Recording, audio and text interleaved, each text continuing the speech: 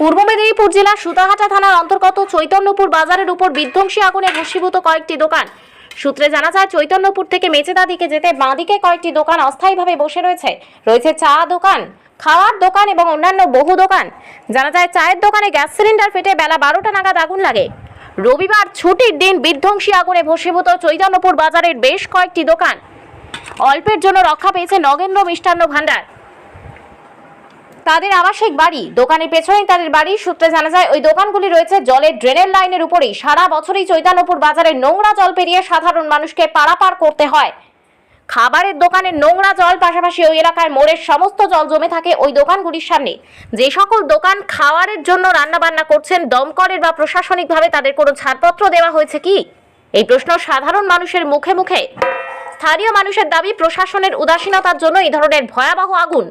কটাক্ষ করেছেন ভারতীয় জনতা পার্টি বিএমএস রাজ্য সভাপতি প্রদীপ বিজয়ী। তিনি হলদিয়া বন্দর ডিজিটাল অনলাইনে জানান, আমরা চৈতন্যপুর থেকে যাচ্ছিলাম, হঠাৎ আগুন দেখে আতঙ্কিত হয়ে পড়লাম। এক সপ্তাহ আগেই আমরা দেখলাম বিপিসিএল এর কারখানার সামনে একটি চায়ের দোকানে আগুন। সেই আগুন ভয়াবহ যদি হতো তাহলে বিপিসিএল গ্যাস ভর্তি ট্যাঙ্ক বাস্ট হয়ে যেত, তাহলে বহু মানুষ মারা যেত।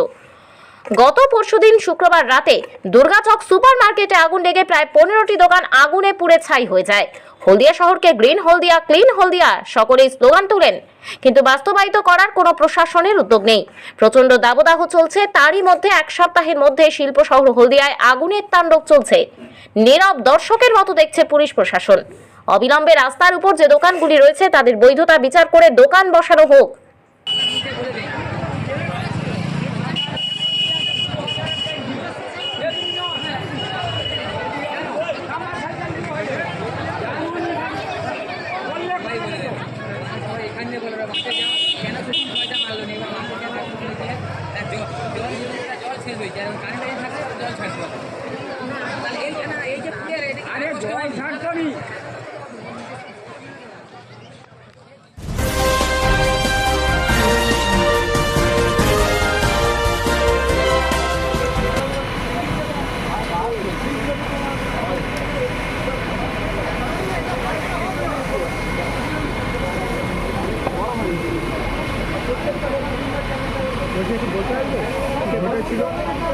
সিলিন্ডার ছিল মিষ্টান্ন ভান্ডারে বাস্ট হয়েছে। ওখানে দাঁড়িয়ে পড়ো। নগেন্দ্র মিষ্টান্ন ভান্ডারের যে সিলিন্ডার ছিল ওদের সস করে সেই সিলিন্ডার বাস্ট হয়ে গিয়ে চারপাশে দোকানে ছড়িয়ে পড়ে এবং ওদের রুমের মতো ছড়িয়ে পড়ে। কিন্তু এখন অব্দি হতাহত কোনো খবর পাওয়া যায়নি। আমরা পাবলিক এবং যারা স্তরের মানুষ ছিল তারা উদ্ধার করি। কতগুলো দোকানে আগুন লেগেছে? হ্যাঁ, এখন থেকে প্রায় ঘন্টা দিয়ে হয়ে গেছে।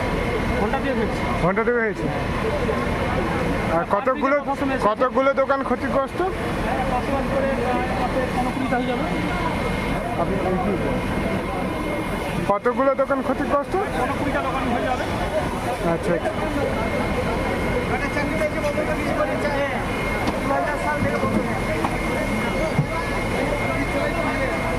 বৃষ্টি আসলে জল আমি ওই বিল্ডিংয়ে যাবো স্যার।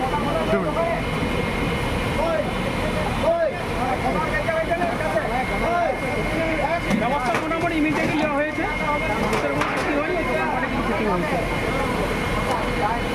দমকল কি সঙ্গে সঙ্গে দমকল হয়তো ইন টাইমে এসেছে। আজ সকালে চৈতন্যপুরের দিক থেকে আসছিলাম, দেখলাম চৈতন্যপুর মোড়ে রাস্তার উপরে যেসব দোকান, সেই দোকানে হু করে আগুন জ্বলছে। এত ঘন বসতি হওয়ার ফলেই এই আগুন। হলদিয়াতে পরকে পর বিভিন্ন জায়গায় দোকানে আগুন। কিছুদিন আগে বিপিসিএল কারখানার গেটে, সেখানেও রাস্তার ধারে যে সমস্ত দোকান সেখানে আগুন লেগেছে।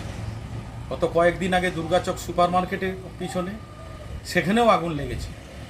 এগুলো আমি বলবো প্রশাসনের উদাসীনতার জন্য আজকে এই সব দুর্ঘটনা ঘটছে। আজকেই বিপিসিএল গেটে যদি বড় ধরনের কোনো দুর্ঘটনা ঘটতো তাহলে গোটা হলদিয়ার কি অবস্থা হতো আপনারা ভাবুন। প্রশাসন উদাসীন। বিভিন্ন কারখানার গেটে বলুন, বিভিন্ন মোড়ে বলুন, পাশাপাশি এমনভাবে দোকান গজে উঠেছে যে কোনো দুর্ঘটনা ঘটলে বহু মানুষের প্রাণহানি হবে।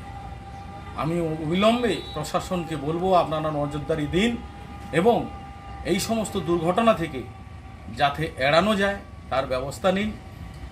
এটাই আমার বক্তব্য। কেক আর পেস্ট্রিতে জিবে জল সপারি ওয়াও আশাতে লাজবাব নিউ বিদ্যুৎ বেকারি টিপটপ টিফিনে और हैप्पी पार्टी নিউ বিদ্যুৎ বেকারি মানডে টু সানডে ছোট বড় সবার পছন্দ একটাই নিউ বিদ্যুৎ বেকারি প্রতিদিন চাই চাই